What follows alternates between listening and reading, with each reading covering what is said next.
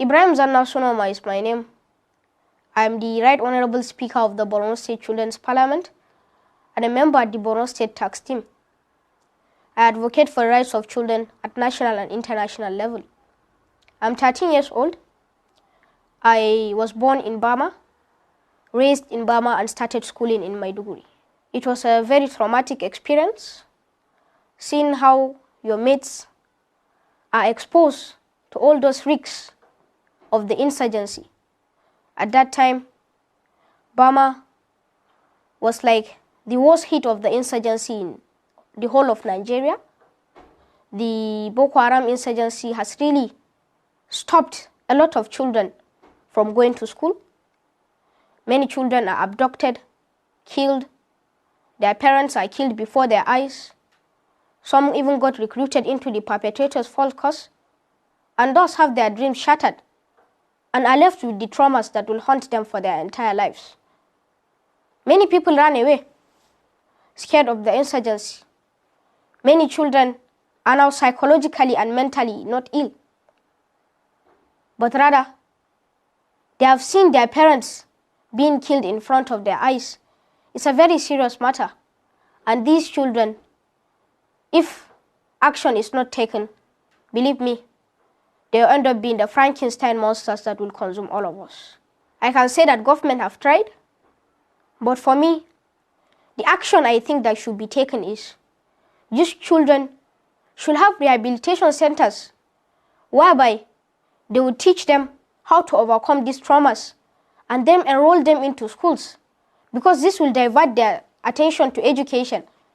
And when a child leaves the trauma of guns and killing, then he diverts his attention to pens and books, then I think that will really help in dwindling the rate of children that are traumatized by the insurgency.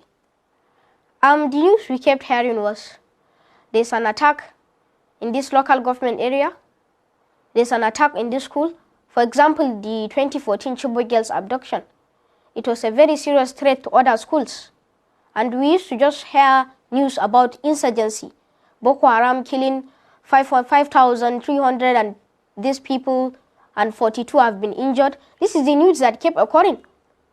So our minds from watching cartoons and all those movies, it was not really fun for us at that time.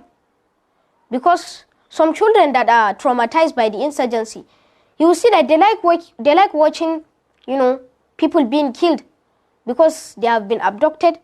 Some are recruited, some have seen what is happening, and they think it's a normal life. And they start to also wreak havoc among society. Truly, at first, I didn't see education as a tool for me to overcome my traumas. But by time, when I started giving serious attention to education, it's by that time I realized that education, like Malala said, with gun you can kill a terrorist, but with education you can kill terrorism. So I realized that education is the only tool for the child of a peasant farmer to become the most celebrated icon of tomorrow. For example, me, if not because of the influence of education, Ibrahim Zanna Sunoma today will not be here. He will be one of the cattle rearers in the Maduganari-Gombolugara road. So education has really helped me overcome my trauma, and I believe it's bringing up my dreams of becoming someone who can bring an impact and make change in the society. My dream for Bama is that children, just like me, overcome these traumas of the insurgency left and focus their attention on education so that schools will be built and they will live in a society where they will learn, survive, and are protected. And I want to see a Bama whereby every children is happy going to school, not where children are very aggressive to others, children that experience this armed conflict. Mostly they are being aggressive. They are trying to do what they saw. So you see, when these children, their attention is diverted and they are very serious to education, then I believe they can overcome these traumas And I want to see a society whereby I said children are learning, they're surviving, and they're protected. So I traveled out of the country recently. I went to Kenya, Nairobi, and Alhamdulillah, I went for a conference. I spoke on exactly this issue, this children affected by armed conflict. And when you look at this issue in a wider perspective, it is really telling you that it's not only in your community that these things are very prevalent, but it's almost everywhere across Africa and the world at large.